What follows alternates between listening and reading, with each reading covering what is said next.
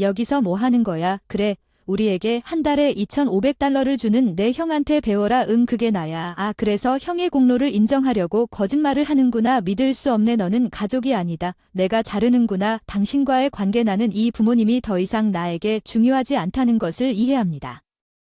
나는 그들과의 관계를 끊을 것입니다. 그들은 수당이 중단되면 어떻게 될지 알아야 합니다. 내 이름은 미아입니다. 나는 회사 소유주입니다. 처음에는 회사가 작았지만 지금은 아직 발전하는 회사라서 직원이 20명 이상으로 늘었어요. 앞으로는 직원들과 협력하면서 규모를 확장하고 싶어요. 항상 이런 말을 하더군요. 오후 4시에 회의가 있는지 확인해 주세요. 사업 파트너의 사장이 전화합니다. 이렇게 바쁜 생활을 하고 있지만 일에 대한 성취감은 매우 큽니다. 그러나 어렸을 때 가정 환경이 별로 좋지 않았던 지금의 상황은 상상도 하지 못했습니다. 가난해서거나 그런 건 아니고 고등학교를 자퇴하고 집을 나가야 했던 이유는 남동생 때문이었어요. M형은 어릴 때부터 늘 똑똑했어요. 부모님은 그 애의 뛰어난 능력을 보고 주변에서 천재라고 불렀고, 부모님은 그 애에게 열중했고, 수영 피아노 학원도 다니게 했고, 생각나는 대로 뭐든지 다 잘했던 형이었죠. 결과적으로 부모님의 아들에 대한 편애는 더욱 심해졌습니다. 마이클은 정말 놀랍습니다. 그는 우리의 자랑이자 기쁨입니다. 우리 셋이서 스테이크 저녁 먹으러 나가서 스테이크를 축하하자. 미야, 집에 있어라. 너처럼 실패자. 부모님은 항상 나를 실패자라고 하셨다. 공부를 못해서가 아니라 학업 능력이 특별히 높지 않은 편이었다. 나는 평균보다 약간 높았지만 내 동생이 성공한 것을 본 부모님은 나를 형과 비교하며 실패자라고 하셨다. 그 후 저에 대한 태도가 형편없었어요. 우선 저에 대한 모든 것이 아깝다고 생각했어요. 저는 새 옷을 구할 수 없었고 저는 물려받은 옷을 입어야 했지만 형은 항상 새 옷을 받았고 쇼핑을 하러 갔을 때 항상 맛있는 점심과 과자를 대접받았고 장난감까지 사줬다는 이야기를 들었을 때 정말 놀랐다. 부모님은 왜 나와 동생을 그렇게 구별해야 했는지 나도 최선을 다하고 있었다. 부모님도 그렇게 생각하시는 것 같다. 저한테 관심이 없어서 등록금이 싼 공립고등학교에만 지원해야 하고 사립고등학교에 가려면 고등학교는 안 가고 일을 해야 한다고. 이런 말을 할 줄은 몰랐습니다. 그래서 열심히 공부해서 공립고에 합격했어요. 드디어 고등학생이 되어서 다행이라고 생각했는데 2학년 때 사건이 일어났어요. 형이 원한다고 했을 때부터 일이 시작됐어요. 내가 살고 있는 지역의 사립고등학교에 진학하려면 학업 능력이 가장 높은 공립고등학교가 있었는데 동생이 그 학교보다 더 가고 싶은 사립고등학교가 있다고 했는데 그 학교도 학업 수준이 높다고 하더군요. 그래서 부모님은 내 동생에게 많은 돈을 투자했던 부모님은 그 당시 동생의 대학 등록금을 저축하고 싶었고 나는 희생이 되었다. 마이클의 미래가 너보다 중요하니 너는 고등학교를 그만두고 일을 해야 한다.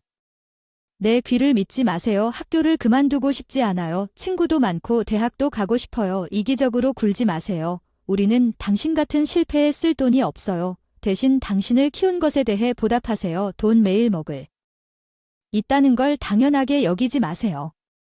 아버지 어머니께서 강제로 학교를 자퇴하라고 하셨습니다. 도저히 저항할 수가 없어서 고등학교를 자퇴하고 파트를 받게 되었습니다. 다들 학교 다니는 동안 시간제 일을 하며 패스트푸드점에서 일하며 돈을 벌었지만 그 월급의 대부분은 부모님이 받지 않은 돈을 벌고 줬는데도 그 월급의 대부분은 부모님이 받아 동생의 장래 학비를 위한 돈이 되었다. 나를 대하는 그들의 태도를 바꿔라. 나는 내 형들이 그들과 즐거운 대화를 나누는 모습을 매일 볼 때마다 너무 슬펐고 어느 날 아침 출근길에 이웃을 지나갈 때 놀라운 사실을 알게 되었다. 인사를 했더니 엄한 표정으로 부모님을 힘들게 하지 말라고 고등학교를 자퇴하고 아르바이트를 하면서 놀고 있으니 부모님이 불행한 게 아니냐. 마이클은 정말 대단하지만 뭐 가문의 명예를 망치려고 그러는 겁니까? 나는 너무 놀라서 한동안 그 자리에서 꼼짝하지 못했다. 이웃이 그렇게 생각한다고는 전혀 생각지 못했고 분명 어머니 때문이라고 생각했다. 나는 어머니를 보았다. 이웃들에게 동생 자랑을 하다가 그렇게 설명했을 텐데 그 당시에는 부모님이 저를 어떻게 대해야 할지 걱정하셨다고 이웃님들의 편의를 위해 학교를 자퇴하게 했는데도 제 문제를 자기 문제로 삼았나 봐요. 내가 귀찮은 것 같았는데 그 당시에는 나를 어떻게 대해야 할지조차 몰랐어요. 더 이상 집에 있고 싶지 않았어요. 이 집을.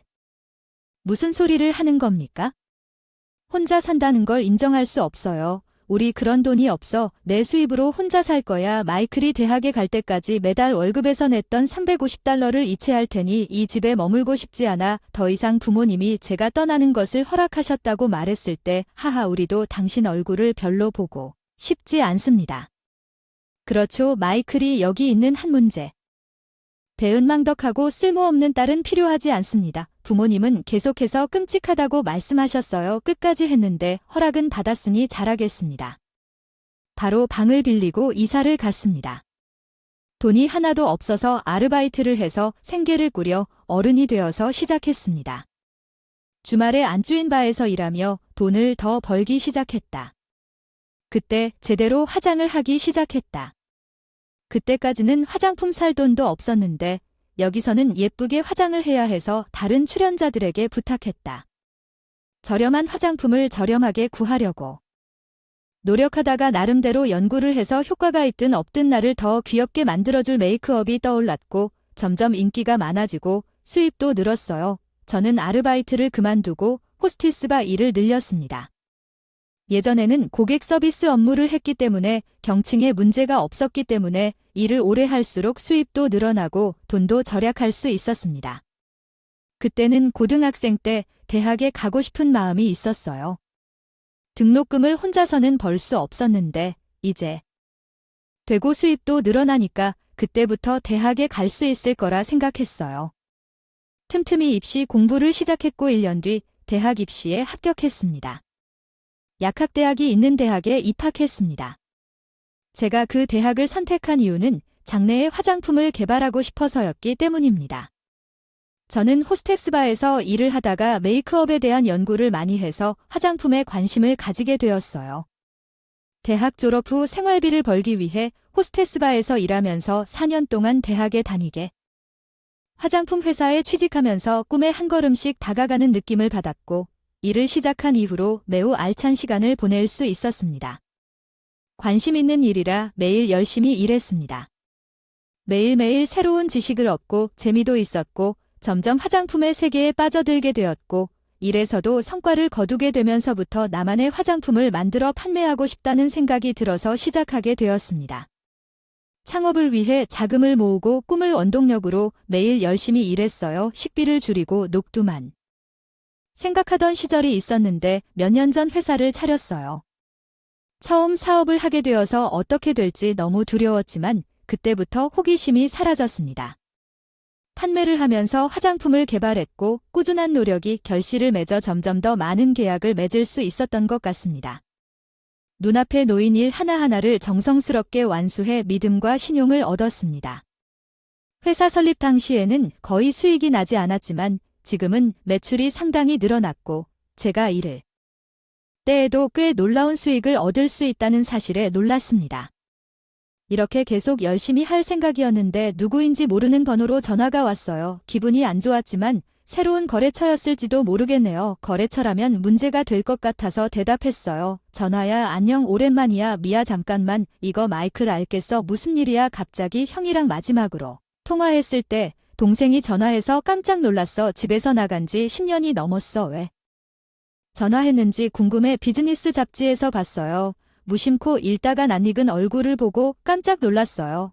잡지 인터뷰 제의를 받았는데 부모님은 그렇지 않으실 거라 생각했어요. 어차피 안 읽어봐서 면접을 받아도 괜찮을 줄 알았는데 그때 동생이 기사를 보다가 내가 회사를 운영하고 있다는 걸 알게 됐는데 왜 나한테 전화해서 저를 봤다고 신고한 건 아니지?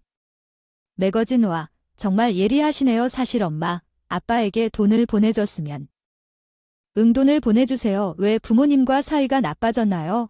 트레아가 꽤 나쁜 짓을 해서 돈을 보낼 이유가 없어요. 돈 보내기 싫다 그런 말은 하지 마. 사실은 아빠가 해고됐어. 생활이 힘든 것 같은데 엄마는 아프셔서 늘 슬퍼 보이시구나. 정말 그래도 꽤 흔들렸어. 너무 심한 대우를 받았는데 아직도 부모님이시네요. 가족들이 힘든 시간을 보낼까봐 걱정이에요. 조금이라도 돈을 잘 보내주실 수 있나요?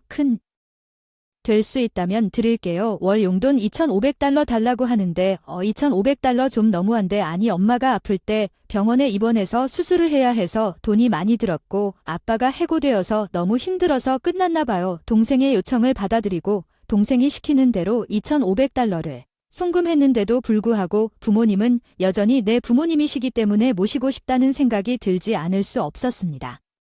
할 수만 있다면 도와주고 싶었습니다. 지금 어려운 개선해서 부모님께 돈을 보냈습니다.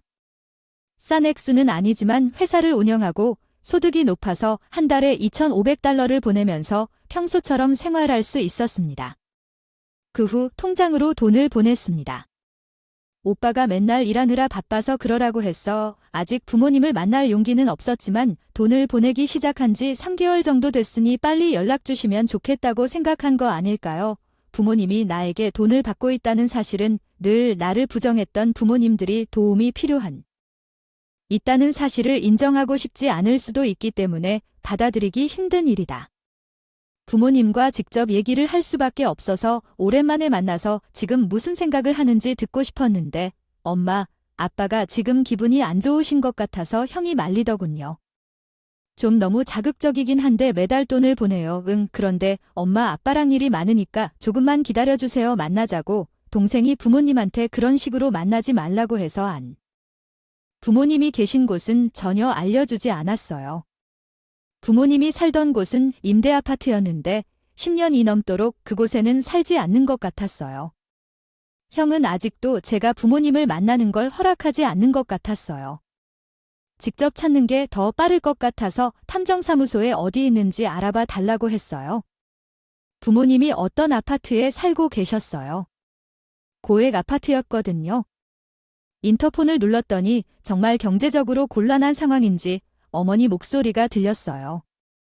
오랜만에 목소리를 들었어요. 누구시죠? 10년이 지나도 나를 알아보지 못하시는지 궁금하네요. 저예요. 미아 오랜만이에요. 엄마가 조용해졌다고 했더니 안녕하세요. 안녕하세요. 엄마 거기 계세요. 인터폰이 끊어졌나 걱정했는데 엄마가 싸늘한 목소리로 뭐야 돈도 없는데 무슨 오해가 있는 것 같아서 그냥 원한다고 말했어요. 어차피 어떻게 지내나 보려고 아파트 현관문을 열어두고 부모님이 계신 방으로 향했다. 초인종을 눌렀을 때 어머니가 문을 열고 인사하시더니 아버지가 야, 오랜만이다. 내 아버지와 어머니는 크게 다르지 않은데 그 나이대로 보였어. 무슨 일로 여기 왔니? 부모님이 팔짱을 끼고 나를 노려봤어. 야야 너무 조심하지 마. 마이클이 너희들이 힘든 상황에 있다고 말했어. 마이클은 너 해고됐고 엄마가 수술했다고. 힘들었는데 마이클이 구해줘서 넌 아무 짓도 안 했는데 갑자기 왜 지금 여기로 왔지? 난 아무 짓도 안 했어. 맞아. 뭐 하는 거야? 한 달에 2,500달러를 보내는 형에게서 배워야 합니다. 이해가 안 됐어요. 그렇죠. 형이 거짓말을 해서 성취한 공로를 인정하기 위해 TR 2,500달러를 보내는 사람이 바로 나라는 뜻입니다. 당신이 그렇지 않다는 게 믿기지 않습니다. 가족 나 너랑 인연 끊을 거야. 우리 부모님은 내 말을 하나도 안 믿으셨는데 내가 형 계좌로 돈을 이체하고 형이 직접 줬으니까 아마 내가 거라고는 믿지 않았을 거야. 잔인했어. 그 사람들이 나를 그렇게 모욕하고 나와 관계를 끊겠다고 말했어요. 나는 그들을 돕기 위해 지난 몇 달 동안 그들에게 돈을 보냈어요. 당신의 존재는 처음부터 귀찮은 일이었죠. 그래, 우리는 마이클만 필요했어요. 알았어. 그렇지 않아요. 더 이상 신경 쓰지 마세요. 이 부모님과의 관계를 직접 끊겠습니다. 돈이 중단되면 무슨 일이 일어날지 알아야 합니다. 저는 즉시 집에 다음 날 더 이상 돈을 보내지 않기로 결정했습니다. 형이 저에게 전화했지만 무시했습니다. 아마도 모욕만 했을 것입니다. 나도 이제 돈 안 보낼 거야. 할 얘기도 없어 오빠 전화도 차단하고 일상으로 돌아왔어. 일이 너무 바빠서 할 일이 많아. 벌써 다음 달이 되어서야 알았어. 그러다 모르는 번호로 전화가 왔는데 장난 전화인 줄 알고 계속 전화해서 겁먹은 채 대답했어요. 응 엄마 응. 왜 그래 엄마가 왜 전화해? 그런 식으로 말하지 마. 우리가 부모와 자식이라는 건 그렇지 않습니까? 우리는 관계를 끊기로 되어 있지 않았나요? 저는 그러고 싶지 않아요. 그거는 농담이었어요. 제가 그들에게 돈 보내기를 중단했고 그들이 저를 촉구했을 때 생계를 꾸릴 수 없다는 것 같아요. 형은 아마 돈을 보낸다고 했을 텐데 처음부터 말했어야지. 그렇게 설명하긴 했지만 넌 내 말을 안 하는데 그때 마이클이 게다가 우리에게 돈을 보낸다고 했어. 마이클은 우리와 함께 살았고 그 방 임대료의 일부를 지불했습니다. 당신이 함께 살고 있는 걸 봤습니다. 내 남동생도 내 돈으로 이익을 얻은 것 같습니다. 당신 아버지입니다. 미아가 회사를 운영하고 있다는 게 믿기지 않습니다. 당신은 나의 자랑스러운 딸입니다. 내 아버지는 나에게 아부하셨는데 이건 완전히 반전됐어. 지난달에 너는 마이클만 필요하다고. 난 더 이상 내게 조종당하고 싶지 않으니 분명히 말할게. 난 더 이상 너와 아무 관계도 없을 거야. 다시 내 앞에 나타나면 너랑 마이클이랑 TI를 끊을 거야. 메르시 없이 경찰에 신고할게. 다시는 나한테 얼굴 보여주지 마. 잠깐만요. 그렇죠. 우리는 당신 돈 없이는 살 수 없어요. 6개월 정도 돈을 보내니까 저축도 좀 해야지. 아니 새 집으로 이사하면서 비싼 가구나 가전 사서 매달 돈이 다 빠져나가는 걸 보니 가구를 팔고 어차피 집세를 낼 거예요. 이제 너랑은 아무 관계 없잖아. 안녕아. 잠깐만. 그렇게 말하고 전화를 끊고 바로 통화를 차단했다고 친척들한테 들은 얘기에 부모님이랑 형이 친척들한테 돈 구걸한다고 갑자기 생각나서 내 동생이 잘하는 건가? 공부할 때 직장에서 성과가 나오지 않아서 친척에게 물어보니 동생이 좋은 직장에 취직하지 못하는 것 같았고 자랑스러운 상사의 말을 듣지 않고 직장에서 실패하고 견디기 힘들어 회사를 그만뒀다. 그 후로 주위의 냉랭한 시선. 그는 아르바이트를 하며 한 달에 $700 정도 벌었다. 자존심 때문에 부모님께는 말씀드리지도 못하고 내가 준 돈을 마치 자기 집인 양 부모님 집에 넣어두었다. 스스로 잘 벌었다고 해도 결국 드러나고 다 자기 잘못이다. 부모님과 동생은 잊어버리고 계속해서 살아갈 생각이다. 지금의 가족은 내 회사의 직원들이다. 회사 오늘도 그들의 생명을 지키기 위해 열심히 노력하겠습니다. 끝까지 시청해주셔서 감사합니다. 좋아요, 구독 부탁드립니다. 다음 영상에서 또 만나요. 이 이야기는 어땠나요? 채널 구독도 잘하시고 우리에서 또 만나요. 해외 미국 부동산에 거주하는 당신에게 다음 비디오는 의미가 없습니다. 당신의 조부모님의 오래된 오두막이 있고 그것만으로도 충분하지 않습니까? 어머니가 돌아가신 후 장례식을 위해 집에 돌아왔지만 내 여동생이 방법을 결정했다는 것을 알았습니다. 상의도 없이 상속분을 분배. 조부모님이 살던 낡은 집을 가보니 별말 없이 가보니 처분하고 싶어도 살 수 없을 정도로 황폐한 상태였습니다. 돈이 꽤 많이 들 텐데도 어머니가 아끼는 조부모님 집이라 생각하고 청소를 시작했는데 믿을 수 없는 사실을 발견했습니다. 40대 유부녀입니다. 남편이 취직했습니다. 해외에 같이 갔기 때문에 제 직업은 인터넷만 연결되면 어디에서나 할 수 있는 일이라 않고 함께 갔습니다. 저는 현재 프리랜서로 일하고 있습니다. 가족 그녀의 남편은 교회에서 일하기 때문에 그의 직장 근처 교회에서 즐겁게 살았습니다. 저와 여동생이 결혼했을 때 부모님은 아직 살아 계셨지만 아버지는 몇 년 전에 돌아가셨습니다. 부모님은 좋은 관계를 유지하셨고 어머니는 큰 충격을 받았습니다. 아버지가 돌아가시면 평소라면 저와 언니가 어머니와 어떻게 해야 할지 의논했을 텐데 언니가 스스로 조치를 취했습니다. 언니와 어릴 때부터 한 번도 사이가 좋지 않았고 언니가 남긴 일에는 협력한 적도 없습니다. 남편이 집에 있다가 부모님 집으로 돌아왔습니다. 사실상 그녀의 남편은 솔로 임무를 맡게 되었습니다. 제 동생은 부모님 집에서 어머니와 함께 살기 시작했습니다. 하지만 미국으로 돌아가 재정적 지원을 제공할 수 없는 저에게는 그렇지 않은 것이 정상일 수도 있습니다. 아버지 장례식에 가서도 동거는 나도 모르게 이미 결정된 일이다.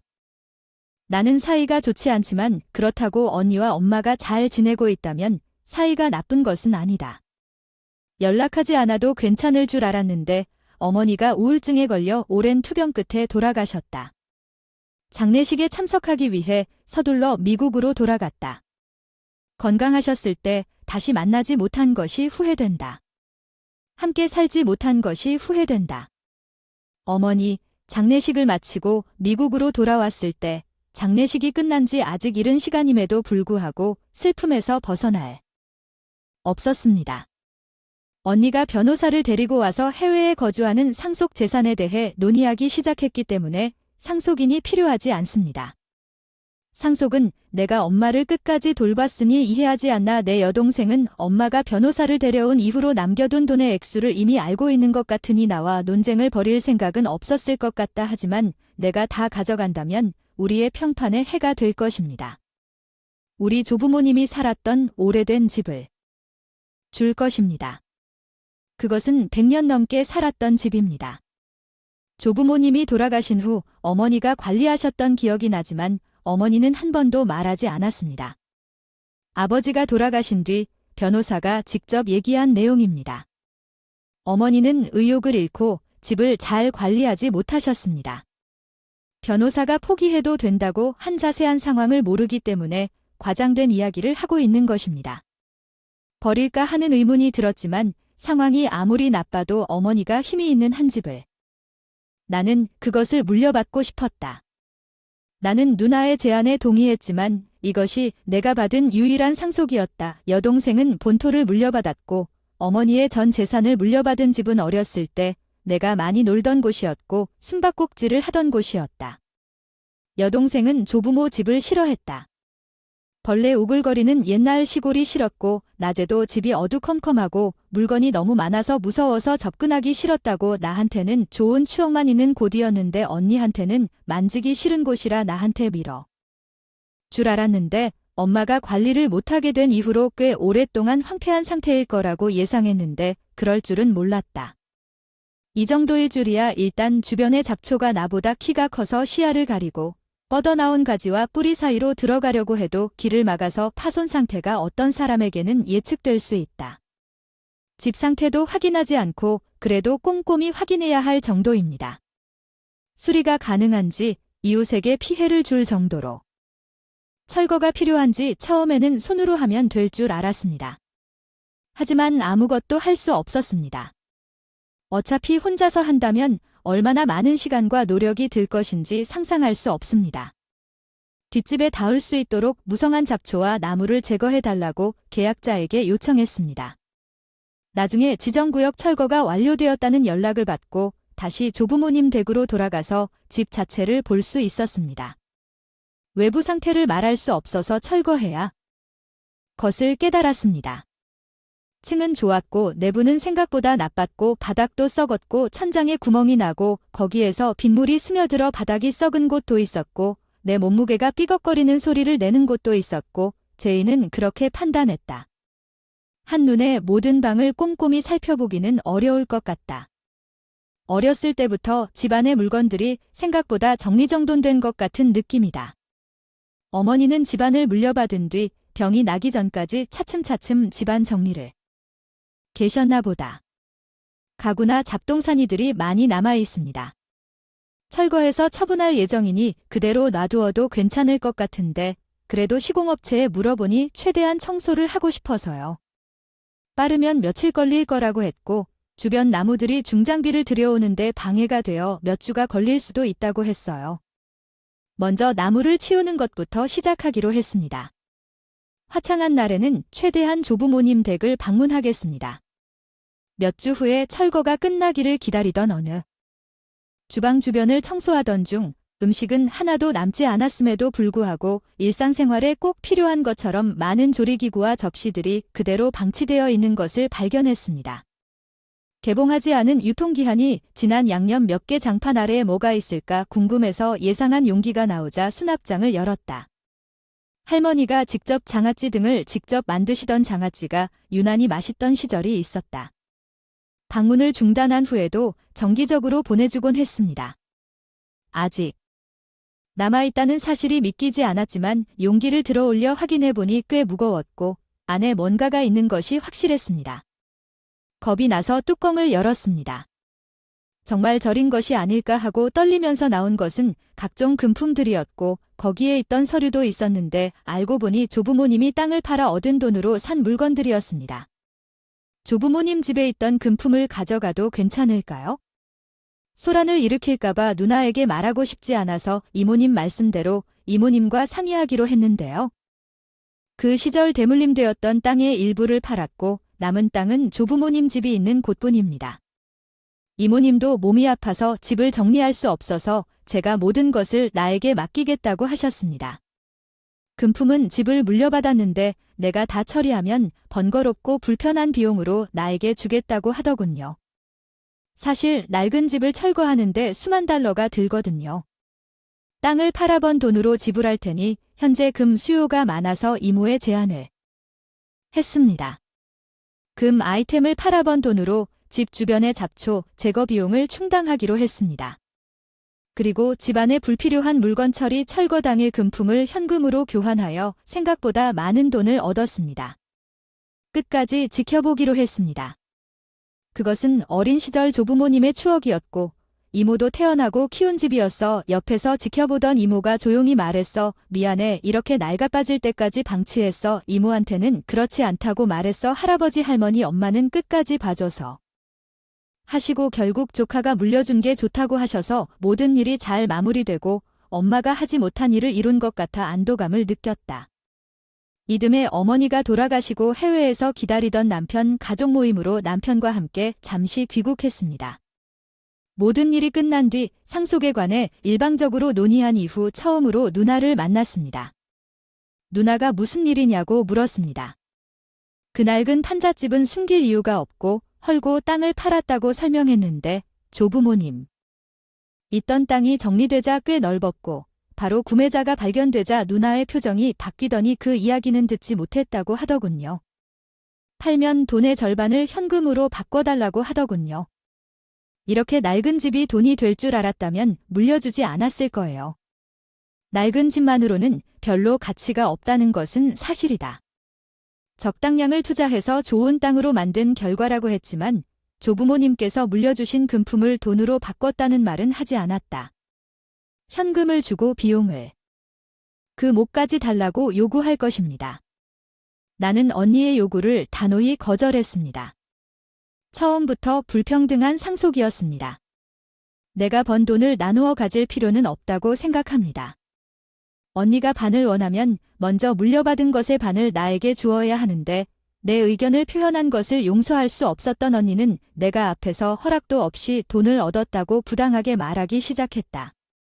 다른 친척들은 이모가 집 폐쇄를 요구한 사람이 자기라고 하면서 말을 들었을 때 완전히 내 편을 들었고 언니를 반박했고 언니는 화를 내며 이모에게 외부인은 이러지 말라며 밀어붙였습니다. 누나 대화에 끼어들지 말라고 이모가 누나한테 뭐 하냐며 혼내자 피해서 넘어지더니 잘못한 건 나라며 누나들끼리 얘기하자고 하더군요. 남편 타락한 할머니가 방해하고 있습니다. 남편과 저는 다른 방에서 여동생과 그녀의 남편을 먼저 만났습니다. 남편은 제가 미국에 머물렀던 가족의 집을 폐쇄하고 토지 매각이 완료될 때까지 얼마나 열심히 일했는지 설명했습니다. 일 때문에 오랫동안 집에 들어오지 못한 남편을 남겨두고 바이어를 생각보다 일찍 찾은 것은 좋았지만 그렇지 않았다면 할 수 있는 일인데 자주 집에 돌아가야 하는 번거로움이 추가적으로 있었을 것입니다. 인터넷 환경과 컴퓨터만 있다면 어디든 편리함을 최우선으로 생각하기가 쉽지 않고 시간대가 다른 남편과의 교류도 있고 솔직히 남편도 쉽지 않았습니다. 여동생이 집을 철거하기 전에 적당량을 투자했다고 하고 고집하면 비용도 나눠서 내는 것이 공평하다고 했고 거기서부터 이야기가 시작되고 반은 줄 생각이 없다고 하더군요. 내가 땅을 팔아서 얻은 돈보다 누나가 물려받은 땅이 더 많은데 더 요구한다는 게 무슨 말입니까? 처음부터 물었습니다.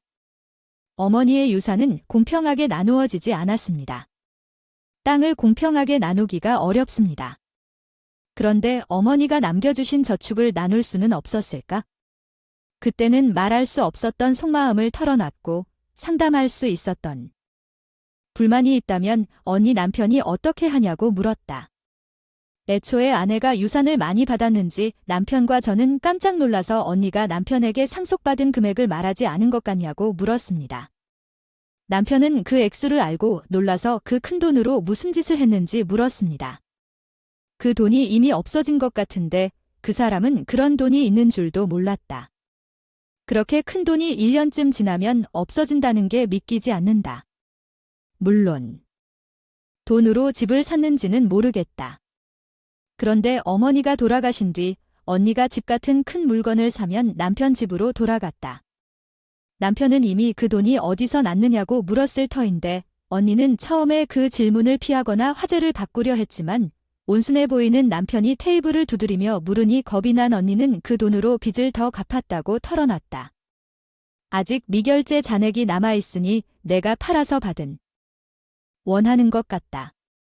토지. 그 상속금액으로 갚을 수 없는 빚이 뭔데 잘 들어보세요. 불법 도박으로 큰 돈을 잃은 것 같고 빚은 갚지 못한 집 한 채 살 수 있을 정도로 불어났나 봐요. 빚은 날마다 법적 이자에 가중되고 절망적이어서 도움을 청한다. 우선 내 여동생은 주부이고 아르바이트도 하지 않는다. 남편이 자연스럽게 돈이 어디서 났느냐고 묻자 알고 보니 그녀는 그랬다.